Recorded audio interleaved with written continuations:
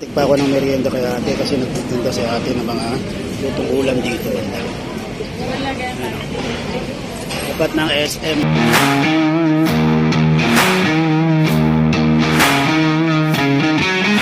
Okay, yes. Good morning mga boy. April 2, 2025, 8:15 po ng umaga. At nagbibideo tayo ngayon kasi meron tayong i-rehome. I-rehome na po natin si Clara. Yes, Clara. You know, si Clara. Clara! Okay po yung dumi niya. Yan, buo-buo naman po yung dumi niya. Yan, kaya okay na okay po ang kanyang health. Yes, ano Clara? Ayan o, Clara. Ayan o, si Clara. Okay, let's go. Okay mga boy, i-rehome lang natin sa may East Avenue lang, mga boy. Doon lang natin i-rehome si Clara. East Avenue, Quezon City. Okay? Let's go! Mga boy, nandito ako sa bandang East Avenue sa may tapat ng BDO West Avenue. Napaaga ako kasi alas 10 ang usapan namin ni Madam, 9:08 pa lang. Dibaga, mga magtitinda yata sila dito sa may mga gilid-gilid dito. Sabi niya, maglalabas pa raw sila ng paninda nila. Hintayin na lang natin mga boy.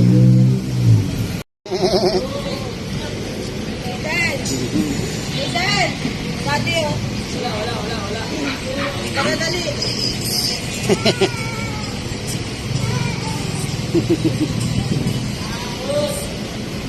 Wala, inihingal na.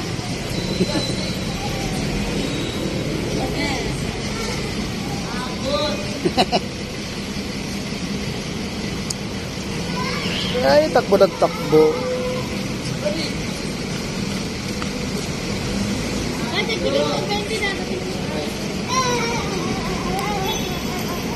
Diding baliw. Ulog na. Mga boy, habang hinihintay natin si Madam, siyempre, noong nakaraan nga, galing tayo ng Grotto Pet Market, let's tayo doon mga boy. Pero okay lang, ganoon talaga. Ito naman, may isahan tayo ngayon, araw ng Miyerkules mga boy. May available pa tayo isa doon, si Merle, yung ating tricolor na male, going 4 months, license plate, updated deworming. Diba? Hindi tayo masyadong nag-ano ngayon ng mga pets kasi aalis tayo this week at wala rin masyadong intindi pag umalis tayo. Kaya hindi muna tayo mag-stock ng mga pets. Okay mga boy. Hindi natin. Karang.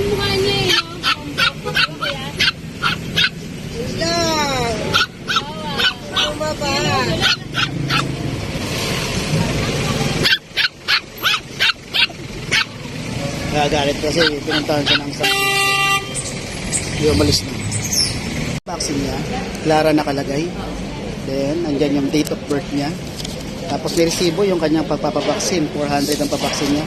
Sunod na balik is April 14. Ito yung deworming niya. Okay. Ilang ba ang deworming ko yan?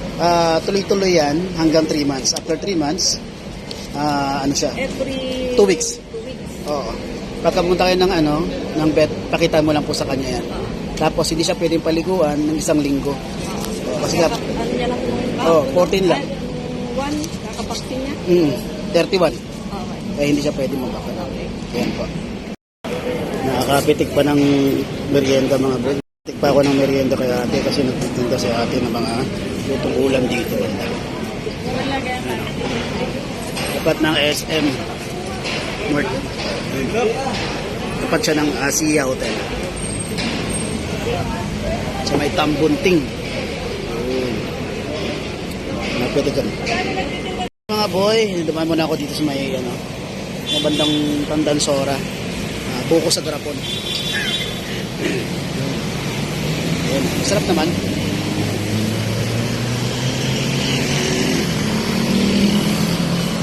Ayan, lamig. Yun nga, umalis na ako doon kasi parang iti-take out pa ako ng mga ulam ni ate. Sobra na nga yung nilibre niya na ako ng Tansit Canton. Tapos ngayon, balak pa niya akong bauna ng mga 2-3 klaseng ulam. Assuming. Hindi, kahit isang piraso. Okay na yun. Kasi libre, kaso lang, siyempre nakakaya naman. Respeto tayo sa puhunan ni ate. Malit nga lang kinikita ng mga yun eh. Sasamantalahin ko naman. Yeah. Yun nga mga boy. Pabalik na ako. At marami pa akong gagawin. Alis ako bukas mga boy. Kung saan man ay basta alis ako. Okay mga boy, maraming salamat. Don't forget to follow in my FB account, Askin Kennels. At syempre, doon tayo nag-upload ng mga pets na available natin. Everyday tayo nag-update ng mga video habang kumakain sila. Syempre, naglalaro. Diba? Para maging updated kayo doon sa mga gustong mag-rehome sa kanila. And then, syempre yung YouTube channel natin kung saan tayo nag-update ng pero-homing. Hindi na ako nag-update ng doon, ng mga pagbabaksin natin sa vet. Doon na ako mismo sa Askin Kennels. Inilink ko sa Askin Pets. Sa Askin Pets pala mga boy, yun pala yung sakaling pwede natin maging account kung sakaling mawala ang ating Askin Kennels this year. Okay. Yun nga, YouTube channel natin, Musta Boy. Pwede kayong mag-subscribe doon. Baka naman. Nag-upload tayo ng mga video regarding sa sailors. Mga update ng mga sailors natin doon sa mga pet markets.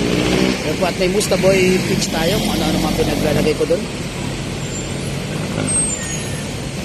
Okay mga boy, medyo mainit na. Ubusin ko lang itong grapon buko. Wala sa grapon. Okay mga boy, maraming salamat. And peace.